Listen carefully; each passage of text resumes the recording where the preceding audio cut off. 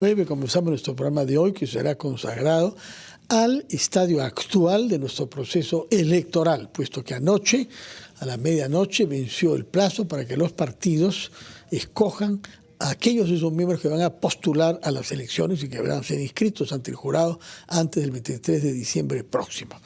Para abordar la situación hoy, 1 de noviembre, hemos invitado a 4 analistas políticos, politólogos, entre ellos Gabriela Navarro, joven politóloga recientemente graduada en la Universidad de San Marcos, con una tesis sobre el financiamiento de los partidos políticos.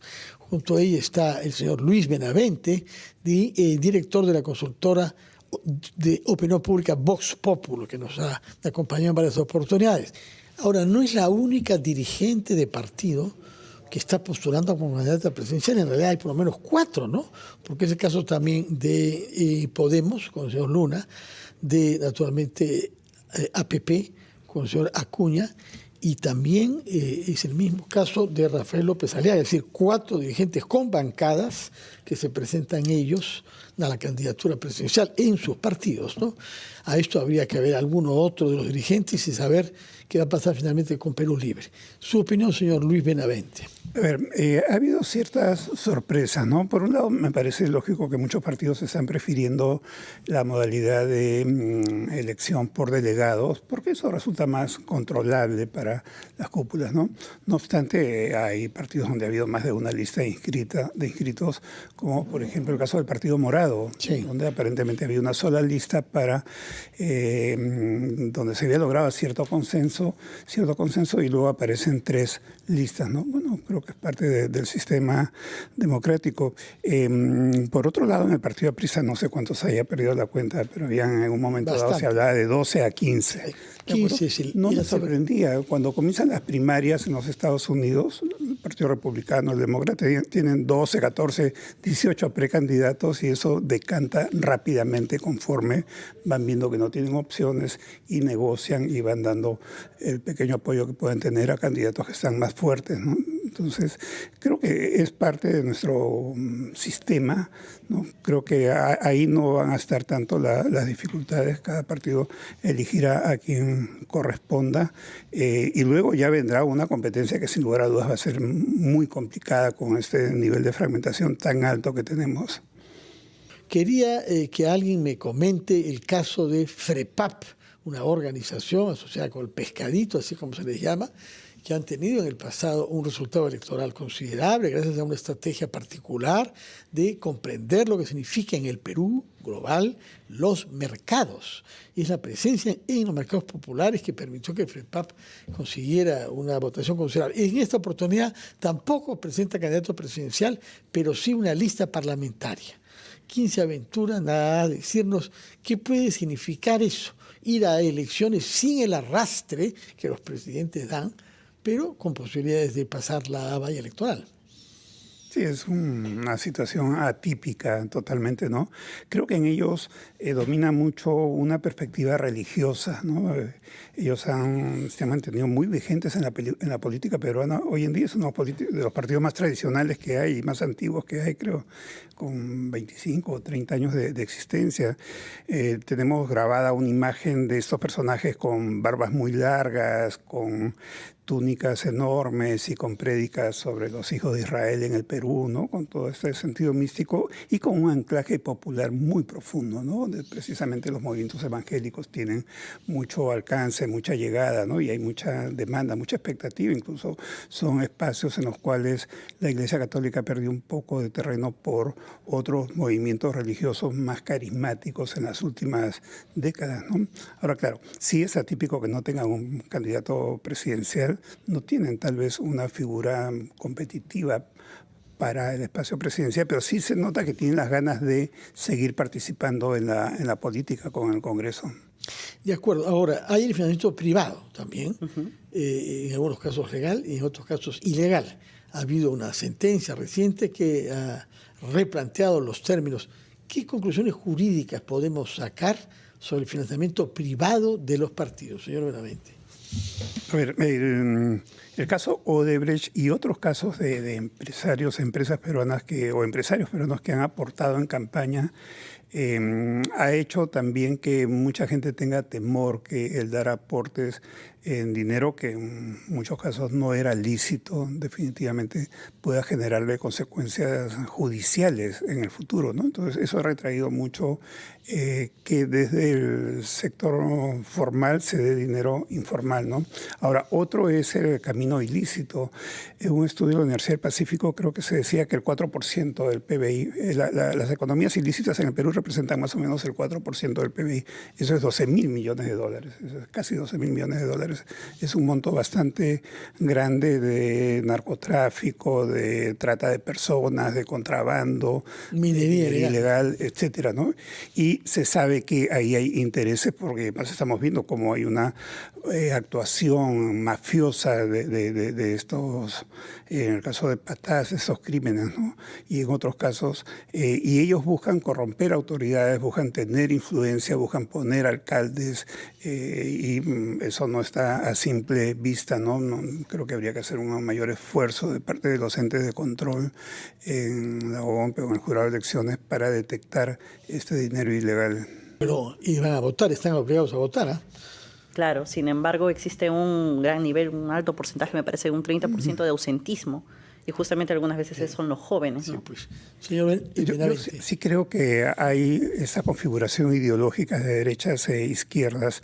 El voto ideológico es más o menos 1/3 y eso se puede medir, lo hemos medido en varias oportunidades en Voz Populi, en distintos estudios. Y 2/3 es voto no ideológico, ¿no? Ahora, pero las candidaturas sí tienen una génesis ideológica.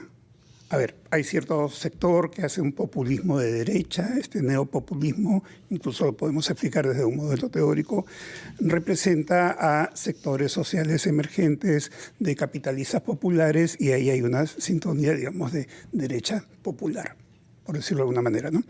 Entonces, la génesis de las candidaturas y de los partidos sí tiene una marca ideológica. El voto no es ideológico, pero está inducido de alguna manera por esto, ¿no? Y sí, creo que hay 4 cuadrantes, 2 a la izquierda, 2 a la derecha. A la izquierda tenemos una izquierda radical, marxista, ortodoxa, muy del Perú profundo, una izquierda más atemperada, no tan radical, más urbana, que bueno, tiene algunos referentes urbanos limeños, pero que es más extendida. Y a la derecha tenemos una derecha liberal, ¿no? Hablando de derechas e izquierdas como propuesta de modelo político y económico. No hablo acá de valores, si están de acuerdo con el matrimonio entre personas del mismo sexo, cosas de ese tipo, no, sino de temas políticos e ideológicos, ¿no? Entonces, una derecha liberal y la derecha conservadora. La derecha más conservadora y buena parte de ella muy populista, ¿no? Que es la del fujimorismo, etcétera, ¿no? Yo creo que sí, yo uso mucho eso para poder explicar qué pasa con la política en Perú. Hace pocos meses estuve dando una conferencia en la Universidad de Murcia y ese parámetro fue muy útil para poder dar la explicación, ¿no? Pero ¿cuántos partidos corresponden a ese 30% de voto ideológico que usted dice? Porque si 30% quiere decir aquí hay por lo menos 25 partidos que escapan a esa percepción. Y la verdad es que con mucha frecuencia uno mira los nombres y no los retiene y no sabe quién está detrás ni cómo se financian, ¿no? Pero si hablamos de la intención de voto actual para tener un parámetro, digamos, objetivo, ahí no están esos 25, o están en otros, ¿no? Están tal vez 24 no llegan al 1% de intención de voto, ¿no? La concentración del voto sí está claramente dentro de ese parámetro, ¿no? E incluso hay formas de validarlo. A ver, hay un péndulo en el mundo que va a la derecha. Incluso Milei ha sorprendido con el triunfo que acaba de tener y ha pasado en Brasil, en Estados Unidos, en Hungría, en muchas zonas del mundo, ¿no? Brasil y luego, no tanto, ¿no? Brasil más bien. Ocurrió anteriormente, ¿no? Pero igual se va a agotar la derecha en un momento dado y el péndulo va a ir al otro lado, ¿no? En este momento está un poco del lado de la derecha. Y por otro lado, los candidatos que tienen más intención de voto en Perú están en ese cuadrante o en esos cuadrantes derecha, ¿no? Y si vamos a un estudio del IEP, el último que ha sido publicado esta semana, hace poquísimos días, hay una pregunta de autopercepción ideológica, ¿no? Y las personas que se ven de derecha es 50% más que quienes se ven de izquierda, ¿no? Entonces sí está funcionando esto, ¿no? No digamos con una pureza absoluta ni una polarización total, ¿no? Pero funciona en el análisis. De acuerdo, tenemos que ir a una pausa, después de la cual quisiera comenzar preguntándole al experto en temas electorales que ha trabajado además en el Jurado Nacional, es decir, José Manuel Villalobos, ¿qué etapas vienen? Porque estamos hablando de las primarias, el 30 de noviembre y 7 de diciembre, ¿qué modalidades hay? Y cómo después de esa fecha, el 7 de diciembre, donde todo haya quedado aclarado, presumimos que se puedan comportar los partidos, qué pueden ofrecer para diferenciarse y qué pueden ofrecer en particular respecto de la mayor demanda actualmente, que es seguridad ciudadana. Vamos a conversar sobre eso en la etapa final de nuestro enfoque después de una breve pausa. Estamos conversando sobre el proceso electoral que ayer ha pasado por una etapa importante, que es la obligación de los partidos de formular qué candidatos van a presentar ellos, por lo menos en la plancha presidencial, para comunicarlo después al jurado, que decidirá si aquellos que los partidos han escogido corresponden y tienen el fundamento legal o no. Este es un problema que se aplica naturalmente sobre todo al caso de Morgan Quero, por lo que sabemos, que aspira a ser presidente por un partido, pese a que se afirma de que su inscripción no ha sido hecha un año antes del plazo que se había fijado.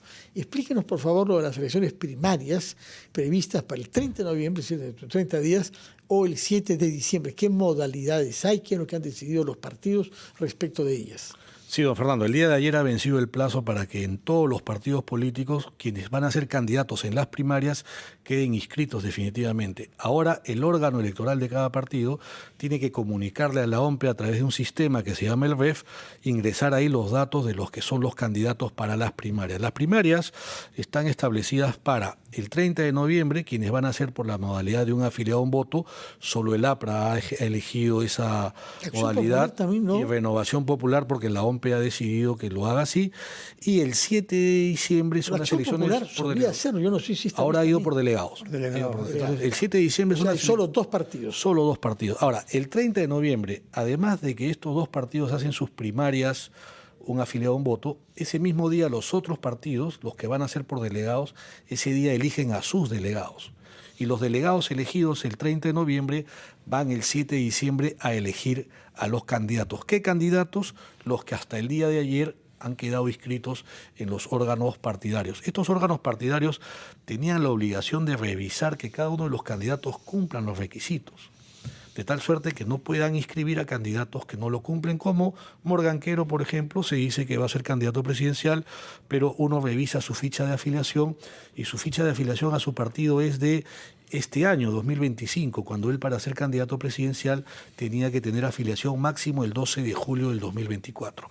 Martín Vizcarra, inhabilitado por el Congreso, 3 inhabilitaciones, no puede postular. Su órgano electoral, el órgano electoral de su partido, lo ha inscrito como candidato, no puede. El partido del exalcalde de La Libertad, de Trujillo, no me acuerdo el nombre, Arturo Fernández, está condenado en primera instancia por un delito de difamación.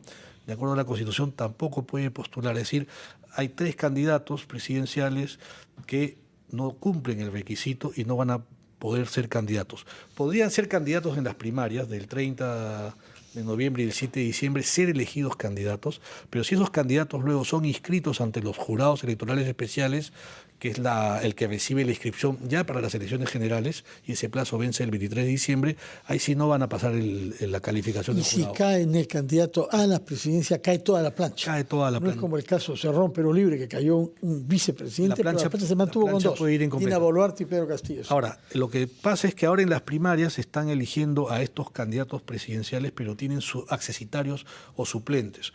En el caso de Vizcarra, en el caso de Quero y el otro señor Fernández, deben tener suplentes, y lo más probable es que si no solucionan su situación jurídica a diciembre, van a inscribir al suplente y no a ellos, si no van a perder toda la inscripción. Muy bien, ahora quisiera entrar a un tema rudo, que es el tema de la posibilidad de que haya un financiamiento ilegal con dinero obtenido de la minería ilegal. Comencemos con usted, señora Navarro, que ha hecho una tesis sobre el financiamiento de partidos.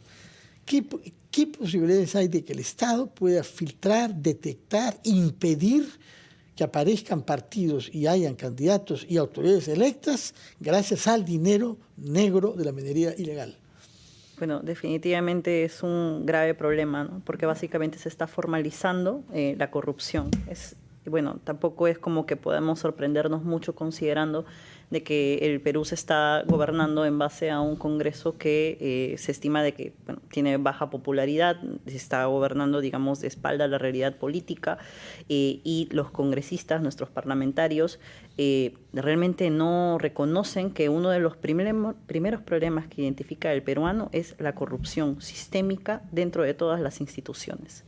Entonces, el tema de la minería ilegal no solamente conlleva a que entren otros problemas.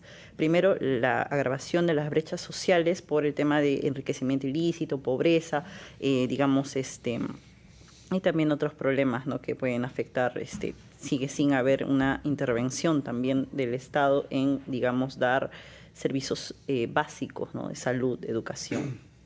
Yo quisiera ahora ir al tema de fondo, que es ¿cuánto va a influir que los partidos inscritos tengan capacidad de presentar una agenda que aparezca como razonable a los electores que de buena fe están buscando a alguien en el cual confiar? Hasta el momento hablamos sobre personas y están en tales rivalidades internas o dificultades que muchos de ellos no han desarrollado ni siquiera el esbozo de un plan. Estarán obligados a hacerlo para poder presentarse. Pero ¿qué podemos esperar en el mejor de los casos para la campaña respecto de propuestas claras de los temas, es decir, lucha contra la corrupción y la delincuencia, como ha dicho la señora Navarro, pero al mismo tiempo creación de empleo? No basta con que el país crezca más, de lo que se trata es de que haya más empleo y que se reduzca la pobreza. ¿Qué posibilidades tienen los partidos, usted que es politólogo, señor Carlos Fernández Fontenoy, de sorprendernos con una campaña basada en propuestas y agendas? Mira, el tema de las propuestas y las agendas tiene que ver mucho por la pregunta que hiciste antes, relacionado a las derechas e izquierdas, el rol del Estado, qué tipo de economía, etcétera. Y eso está muy relacionado a varios temas de fondo. El primero es que en la segunda mitad del siglo XX ya en lo que es la derecha tradicional y la izquierda tradicional fueron acercándose, ¿no? La izquierda, para ganar elecciones, fue asimilando propuestas de la derecha, de libre mercado, del capitalismo. China quizás es la expresión ya más consolidada y actual, pero también la derecha fue asimilando muchas cosas de la izquierda, ¿no? El rol del Estado, el estado de bienestar, los servicios públicos. Entonces se ha ido acortando esa diferencia entre derecha e izquierda. No ha desaparecido, es cierto, pero se ha cortado mucho y hay una frontera ya un poco nebulosa donde se confunde y no está muy claro, en primer lugar. En segundo lugar, en el caso del Perú, yo diría de que la mayoría de los partidos, incluidos los de izquierda, no quieren un sistema diferente al capitalista. La mayoría acepta el sistema capitalista, tanto los grupos formales como informales de la economía. Cuando dice que los partidos está hablando de los electores o de los dirigentes. Estoy hablando... Cuando uno ve el plan de gobierno de Perú Libre, es una copia de la realidad política cubana. Así es. Sin embargo, siendo cierto lo que mencionas, Pedro Castillo, que fue el candidato y presidente de Perú Libre, era un militante como de 15 años de Perú Posible, o sea, no tiene una formación ni una mentalidad izquierdista ni marxista-leninista como sí la tenía Cerrón. Sin embargo, él fue el candidato a presidente y vicepresidenta Dina Boluarte, que tampoco es comunista, hemos visto que marxista-leninista no tiene mucho, acabó del brazo con la derecha más radical y corrupta de nuestro país. Entonces, estos dos líderes, por mencionar a Castillo, ¿no?, que acepta el sistema capitalista, no lo ha cuestionado, no ha hecho ninguna reforma en contra del sistema capitalista. Y en su discurso de golpe de Estado terminó diciendo, y no se tocará el modelo económico. Es decir, se toca todo, poder judicial, Congreso social, etc., menos no se tocará. Ahora, dentro de los sectores de izquierda, digamos, como Nuevo Perú, ¿no?, incluso Antauro, que es un nacionalismo medio estatista, diría yo, tampoco se cuestiona de fondo el sistema capitalista. Lo que quieren es reformar el sistema capitalista. Bueno. Quizás Antauro es más radical porque quiere una intervención mayor del Estado, mayores empresas estatales. Bueno, me hace recordar algo ¿no? que dijo el expresidente uruguayo Pepe Mujica: no me gusta el capitalismo, pero es lo que hay. Palabras finales de usted antes de dar la palabra a Luis Benavente. José Manuel Villalobos. Creo que en el año 2010 hice un proyecto en el Jurado Nacional de Elecciones que se llamaba el voto informado y que le brindaba todas las herramientas a los electores para que se informen. 15 años después, la gente no se sigue informando pese a que les damos las herramientas, ¿no? Los planes de gobierno están, se muestran de manera amigable, están las hojas de vida, pero esperemos que esta elección marque la diferencia y que los electores, ante tanta oferta de 39 candidatos, nos tomemos el trabajo al menos de leer el plan de gobierno y de repente ahí podemos incluso dilucidar si son de derechas, izquierdas, porque ahí en base a sus propuestas, ya mira, hay candidatos que ya están siendo cuestionados como Carlos Álvarez por decir que va a mantener Petroperú, por ejemplo. Esa es una muestra de cuál sería su línea. Hay otros candidatos que en redes se están levantando por sus propuestas como Carlos Spa, por ejemplo, que es uno de los que tú no mencionaste, pero que son de los poco conocidos, pero que ya en redes sociales viene llamando la atención por las propuestas. Bueno, palabras finales ahora. Yo apelaría a los partidos a que hagan un esfuerzo por poner candidatos de mejor calidad. Yo estoy en total desacuerdo cuando el elector se le echa la culpa por no saber elegir. No se le puede pedir a un elector sin educación de calidad, sin cultura política, porque el Estado no le dio eso, lo abandonó y los dirigentes del Estado se dedicaron y priorizaron la corrupción, que sepan elegir. Es buscar que se rompa la pita por el lado más débil. Creo que la gran responsabilidad no está en el elector, está en los partidos que ponen candidatos que muchas veces son delincuentes.